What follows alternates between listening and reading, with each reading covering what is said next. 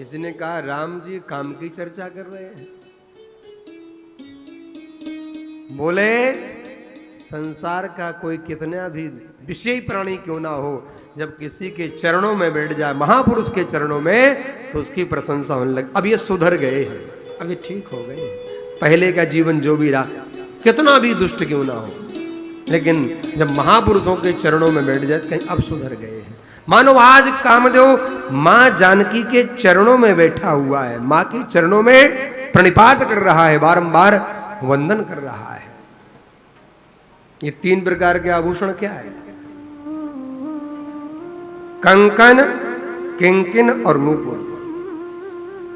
सदाचार, संयम, समर्पण, अथवा सदाचार, संयम और समर्पण, ये तीनों यही आभूषण है। आप कितने संयम से रहते हो, आपके जीवन का सदाचार कितना श्रेष्ठ है, क्योंकि सदाचार के बिना व्यक्ति श्रेष्ठ नहीं हो सकता है। शिव पुराण में एक चैप्टर ही सदाचार का है पूरा।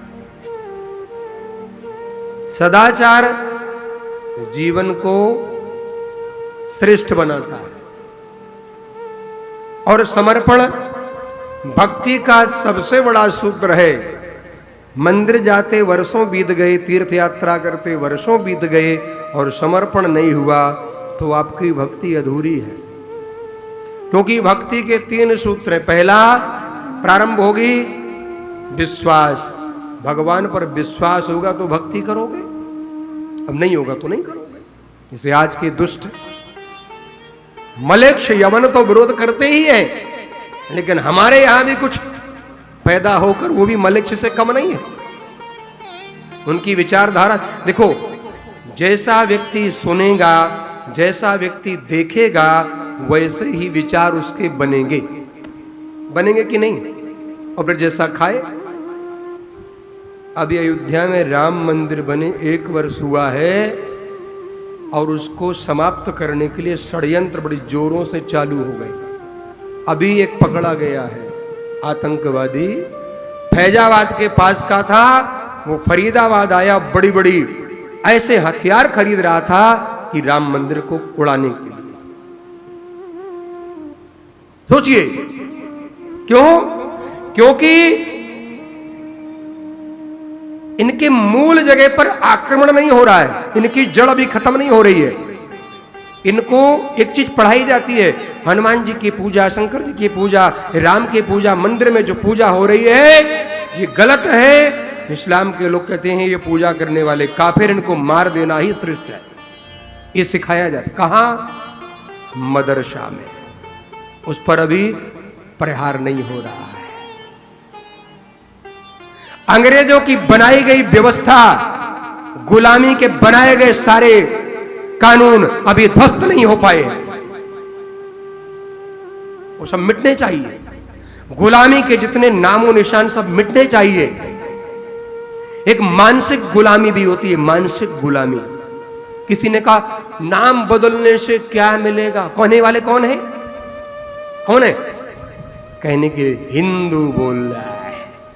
ये हिंदू कहता है नाम बदलने से क्या मिलेगा, काम तो हो नहीं रहा है। तुम्हारे बाप दादा को अवसर मिला, तुमने क्यों नहीं कर लिया? जब तुम्हारे पुरखों ने यहां बैठ करके सत्ता का आनंद लिया तो तुमने क्या किया भाई? एक मानसिक गुलामी भी होती है, इसलिए नाम बदलना जरूरी है। गुलामी की प्रत्येक वस्तु बदलनी चाहिए, क्योंकि मानसिक गुलामी से निजात मिलेगी, तब तुम स्वतंत्र भारत के नागरिक कहलाओगे। इसलिए अंग्रेजों के सारे कानून बदले जाने चाहिए।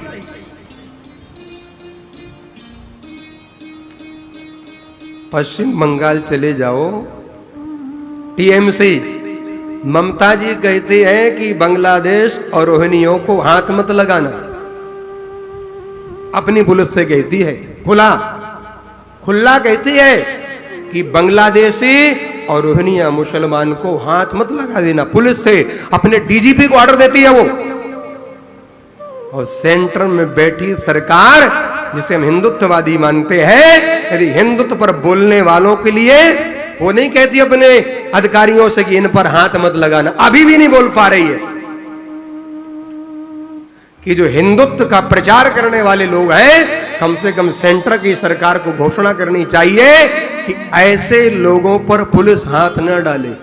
जब वो खुल्लम खुल्ला कहते हैं कि बांग्लादेशी और रोहिंग्या पर हाथ मत लगाओ, तो भाई इस देश के धर्माचार्यों को सुरक्षा कौन देगा? किसका दायित्व है? सबकी सुरक्षा करना, लेकिन ज्यादा सुरक्षा जो हिंदुत्व और धर्माचार का प्रचार प्रसार, उसका दायित्व सरकार का होना चाहिए। अभी भी ये नहीं बोल पा रही सेंटर की सरकार। शायद अभी भी लगता है सबका साथ, सबका विकास, सबका प्रयास, सबका विश्वास, विश्वास सबका सबका सबका सबका हो जाएगा।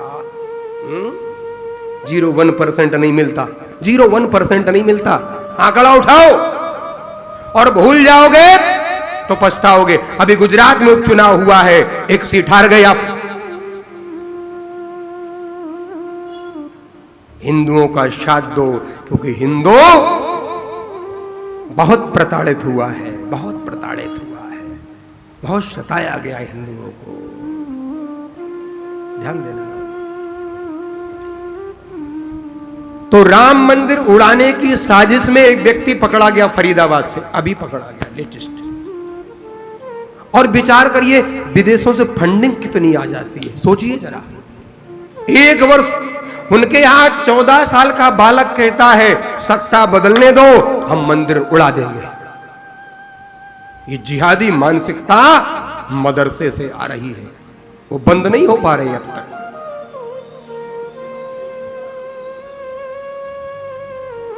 आज मां पहुंची है, मां पर दृष्टि बढ़ी, और जो ही दृष्टि बढ़ी